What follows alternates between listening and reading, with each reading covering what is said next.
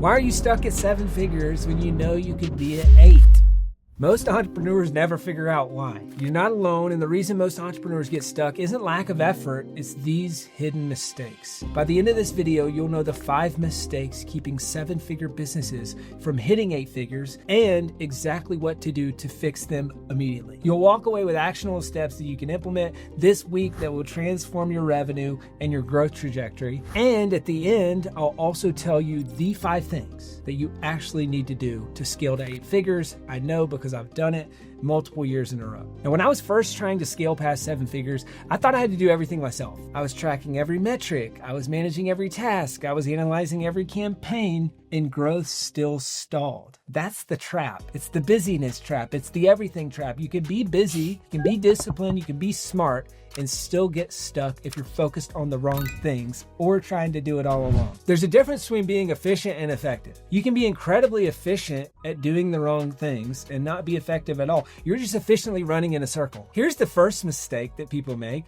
is they chase the wrong metrics. Most entrepreneurs, they obsess over vanity KPIs like page views or social media likes or open rates, and they think that it means they're winning. Meanwhile, revenue and retention flatlines. The fix is simple but powerful. Limit yourself to 3 core goals per month and define the one metric that matters. This is the one metric that moves your business forward today. Then you can work with your team in one-on-ones to clarify priorities, make sure people know exactly what to focus on to move those 1 or 2 metrics. No more than 3 metrics, and I want to really challenge you to think about what are the most important metrics that actually matter, and not just that matter, but that drive revenue growth in your business, okay? Because early on, if you don't have customers, you don't have revenue, you don't have a business, you have a business idea. But then if you're in that 7-figure trap, well, you've got to figure out how to scale customer acquisition. You've got to figure out how to scale retention. That's what it's going to take to truly hit 8 figures. Are you focusing on the most important metrics? Are you just doing the busy work? So if you need a little nudge or primer here,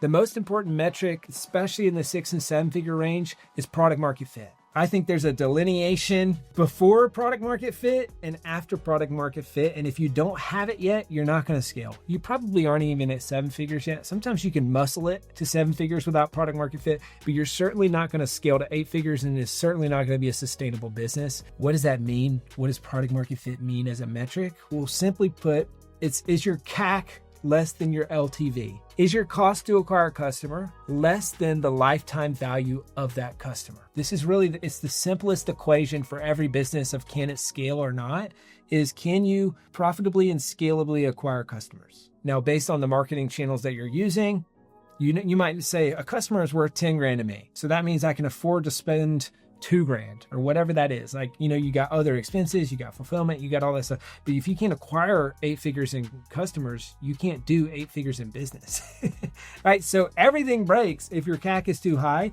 or the CAC to LTV ratio doesn't make sense. So if you're struggling on where to start with that metric and really nail that and figure out how to nail that so that you can scale. Mistake number 2, trying to do everything yourself. This is a big one. There's this concept I love. It's called who, not how. And who, not how says that anytime I run into a problem in my life or in my business, I ask the question, who has solved this before, not how do I solve it? Because if I can figure out the who, well, then guess what? They know the how. 7-figure owners stall because they're trying to be the expert at everything. Marketing, operations, sales. They think that no one else can do it right. There's plenty of people out there that you can hire that can do it better than you. And let's say they only do it 60 or 70% as good.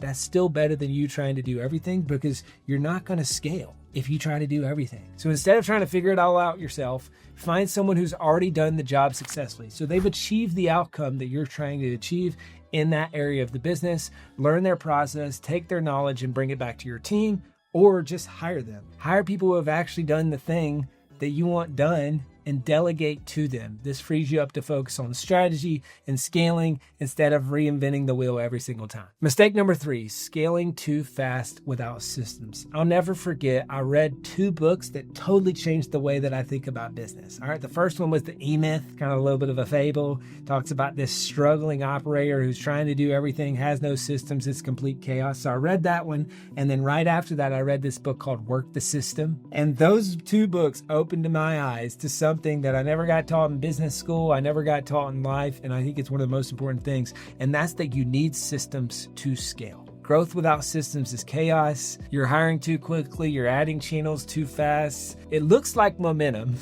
but it's really just bottlenecks, mistakes, stress, and chaos. So what do I mean by systems? I've got a whole video on my channel. Check out that video. I talk about this concept of a playbook, why you should have a playbook, what it looks like. And in that playbook, there's systems, there's references, and then there's templates. SRT. Systems, this is SOPs, standard operating procedures. This is how you do things. Then references, this is reference documents. Maybe it's on your pricing or the product or what's included or testimonials or whatever the thing is, so that people can look at those reference documents and like, okay, cool, I have the information that I need. And then templates, this is, okay, templatized versions of the things that you do consistently in your business. I know maybe you're like me and you think, Chandler, I am a unique unicorn. You can't bottle up what I do. You can't train what I do. You can't document what I do. I know you might be thinking that and feeling that, because that's how I felt the first time I read this stuff. I do things differently, right? Wrong. Okay. You are not so unique that you can't document what you do. Okay. Now, if you want to keep living that lie, awesome. Have fun at 6 and 7 figures. You will never scale. You're not going to get 8 figures. This is not going to hit your goals. It's not going to be repeatable. You're going to live in chaos. You're going to live in stress. Like, keep believing that lie if you want to. Just know that there's consequences and cost. Hopefully you've overcome that and you've said, all right, I believe in this whole systems thing. But if you're like me, you kind of have these weird glasses on that's like, I can't see what needs to be systematized. Kind of this weird chicken or the egg. It's like, well, I learned that I need to do systems and I learned that I need to document stuff. What do I document? So I've got 3 questions I love for this. You just answer these 3 questions. It'll instantly come to light what you need to systematize. So number 1 is it something that you do more than once? Okay. So if you do a repeatable thing in your business, there should be a system or process for it. Okay. Is it something that takes more than 5 minutes to do? Well, if it takes more than 5 minutes to do it, it's probably going to benefit from a system or process just to make that more effective and more efficient. And then thirdly, is it something that you don't like doing? It only needs to pass one of these 3 tests for you to systematize it. And if it passes all 3, you're an idiot if you don't systematize it. All right, I'll give you a super concrete example. Year 3 or 4 of my business, we're prepping for end of year taxes. And we come to this meeting with the financial people and it's like, all right, well, what do we need to do to get prepped for our taxes? And it was right when I was learning this whole systems thing. And it dawned on me. I'm like, okay, I am going to do this more than once. And in fact, I'm doing it yearly until I die. A lot longer than 5 minutes. And I freaking hate doing this. We need a really good system for this. I don't want to reinvent the wheel because it could financially cost me a lot of money. Like, I just want to come into every year saying, here is our checklist of how we do this. Super practical example. Maybe for you, that's the sales process. That's the onboarding process.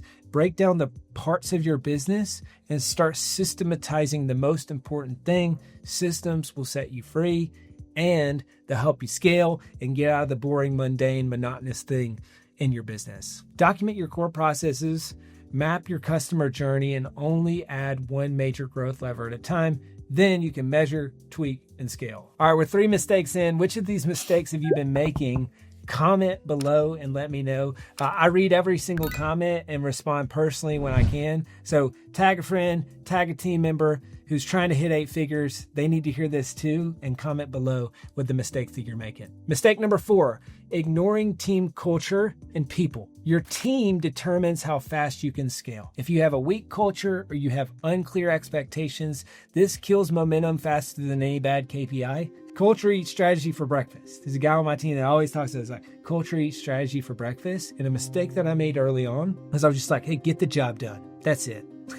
Right? I was pretty intense with people. I was pretty brash with people. Now, don't get me wrong. I'm an Enneagram 8, so challenger. I can still be intense. I can still be direct with people, yes, but not at the expense of the culture that we're trying to create. The people make the place, the people make the business. So you got to invest in and develop the people. So many entrepreneurs, I see them making this mistake at 7 figures. They don't invest in their people. They don't spend time hiring. They don't define their core values. They don't communicate expectations clearly. They don't have incentives that are tied to outcomes.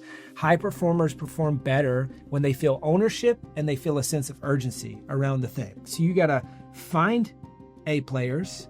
You got to develop and retain and create an environment where they thrive, right? So if you're shortchanging on either one of those components, you're not going to grow. Mistake number 5, not thinking big or betting on yourself. This is the one mistake that almost every entrepreneur makes, and it's the one that actually unlocks 8 figures. If you don't fix this, nothing else you change matters. I love this concept from a guy named John Maxwell. He calls it the law of the lid. Okay, the law of the lid says that in any organization, it's only going to grow as high as the container of the leader. Your business is only going to grow to reach your vision. Your business is only going to grow to the extent that you go all in, to the extent that you invest in it, that you invest in yourself, and you keep growing personally. Because if you don't grow and you don't have a vision for a bigger business, well, guess what? Your business isn't going to grow. Stop playing small, make no small plans, identify the bold move that could unlock everything, right? And could unlock that next level of growth in your business, and then make that move.